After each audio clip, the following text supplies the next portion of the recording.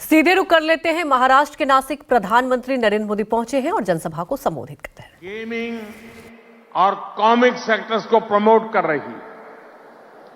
Atomic sector, space और mapping sector को भी खोला गया है।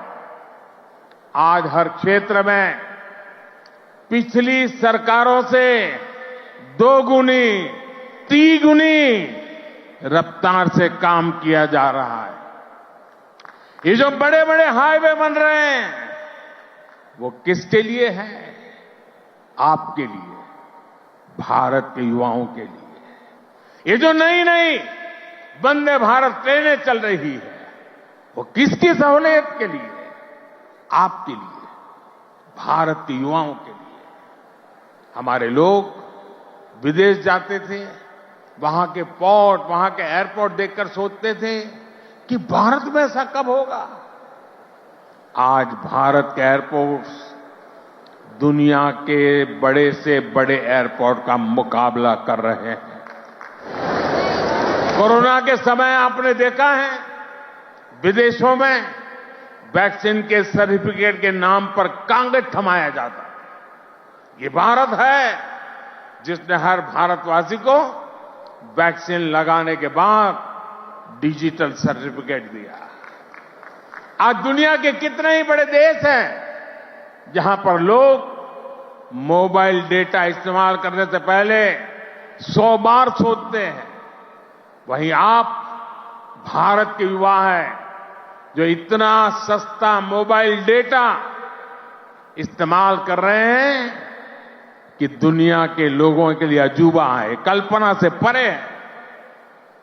साथियों, आज देश का मिजाज भी युवा है और देश का अंदाज भी युवा है। और जो युवा होता है वो पीछे नहीं छोड़ता, पीछे नहीं चलता, वो स्वयं लीड करता है। इसलिए आज टेक्नोलॉजी की फील्ड में भी भारत फ्रंट से लीड कर रहा है। चंद्रयान और आदित्य L1, उसकी सफलता हमारी आंखों के सामने। Made in India INS Vikrant जब समंदर की लहरों से टकराता है तो हम सभी का सीना चौड़ा हो जाता है। जब लाल किले से मेड इन इंडिया तोप गरजती है तो देश में एक नई चेतना जग जाती है।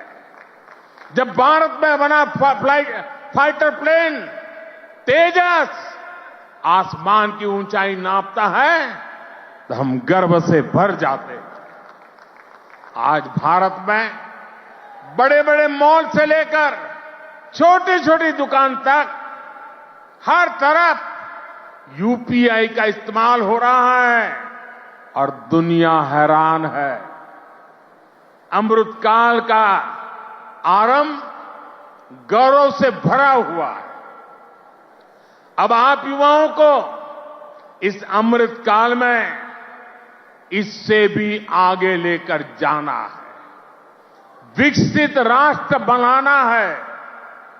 साथियों, आपके लिए ये समय सपनों को विस्तार देने का समय है। अब हमें केवल समस्याओं के समाधान नहीं खोजने हैं, हमें केवल चुनौतियों पर विजय नहीं पानी है, हमें खुद अपने लिए नए चैलेंजेस तय करने होंगे। हमने 5 ट्रिलियन इकोनॉमी का लक्ष्य सामने रखा है। हमें दुनिया की तीसरी सबसे बड़ी अर्थव्यवस्था बनना है। हमें आत्मनिर्भर भारत अभियान के सपने को सिद्धि देनी है। हमें सर्विसेज और IT सेक्टर की तरह भारत को विश्व का मैन्युफैक्चरिंग हब भी बनाना है।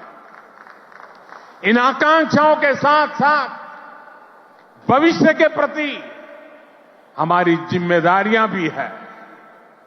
जलवायु परिवर्तन की चुनौती हो, प्राकृतिक खेती को बढ़ावा देना हो, हमें लक्ष्य बनाकर तय समय में इन्हें प्राप्त करना है। साथियों, अमृत काल की आज की युवा पीढ़ी पर मेरे विश्वास की एक और वजह है, और वो खास वजह है। इस कालखंड में देश में वो युवा पीढ़ी तैयार हो रही है जो गुलामी के दबाव और प्रभाव से पूरी तरह मुक्त है। इस पीढ़ी का युवा खुलकर कह रहा है, विकास भी और विरासत भी। ये लोग, आयुर्वेद तो हमारे देश में योग हो या आयुर्वेद हो, हमेशा भारत के लिए एक पहचान के रूप में रहा है। लेकिन आजादी के बाद इन्हें ऐसे ही भुला दिया गया। आज दुनिया इन्हें स्वीकार कर रही है। आज भारत का युवा योग आयुर्वेद का ब्रांड एम्बेसडर बन रहा है। साथियों, आप अपने दादा दादी, अपने नाना नानी से पूछिएगा, वो आपको बताएंगे कि उनके दौर में रसोई में बाजरे की रोटी, कोदो, कुटकी, रागी, ज्वार, यही तो हुआ करता था। लेकिन गुलामी की मानसिकता में इस अन्न को गरीबी के साथ जोड़ दिया गया, इन्हें रसोई से बाहर कर दिया गया। आज यही अन्न मिलेट्स के रूप में, सुपर फूड के रूप में वापस रसोई में पहुंच रहे हैं। सरकार ने इन मिलेट्स को, मोटे अनाज को श्री अन्न की नई पहचान दी है। अब आपको इन श्री अन्न का ब्रांड एम्बेसडर बनना है। श्री अन्न से आपकी सेहत भी सुधरेगी और देश के छोटे किसानों का भी भला होगा। साथियों, आखिर में एक बात राजनीति के माध्यम से देश की सेवा की भी करूंगा। मैं जब भी ग्लोबल लीडर्स या इनोवेटर से मिलता हूं तो इनमें मुझे एक अद्भुत आशा दिखती है।